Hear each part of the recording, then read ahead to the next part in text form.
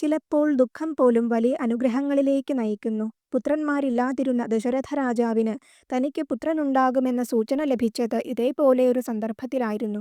ഒരിക്കൽ കാട്ടിലൂടെ നായാട്ട് നടത്തിക്കൊണ്ടിരുന്ന ദശരഥ രാജാവ് അന്ധരായ മാതാപിതാക്കൾക്ക് ഏക ആശ്രയമായ ഒരു ബ്രാഹ്മണ ബാലനെ വധിക്കാനിടയായി.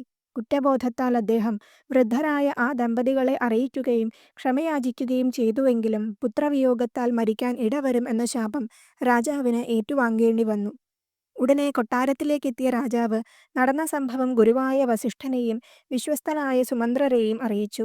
തനിക്കെപ്പോൾ പുത്രഭാഗ്യമുണ്ടെന്ന് മനസ്സിലാക്കിയ രാജാവ് വസിഷ്ഠന്റെ നിർദ്ദേശപ്രകാരം പുത്രിയുടെ ഭർത്താവായ ഋഷ്യശൃംഗനെ വരുത്തി പുത്രകാമേഷ്ടി യാഗം നടത്തി. യാഗാഗ്നിയിൽ നിന്ന് ദിവ്യപായസവുമായി ഒരു ദിവ്യപുരുഷൻ ഉയർന്നുവന്നു. കൗസല്യയും സുമിത്രയും കൈകേയിയും പായസം പങ്കിട്ടു കഴിച്ചു. കൗസല്യ ചൈത്രമാസത്തിലെ ശുക്ലപക്ഷ നവമി ദിനം ശ്രീരാമദേവന് ജന്മം നൽകി.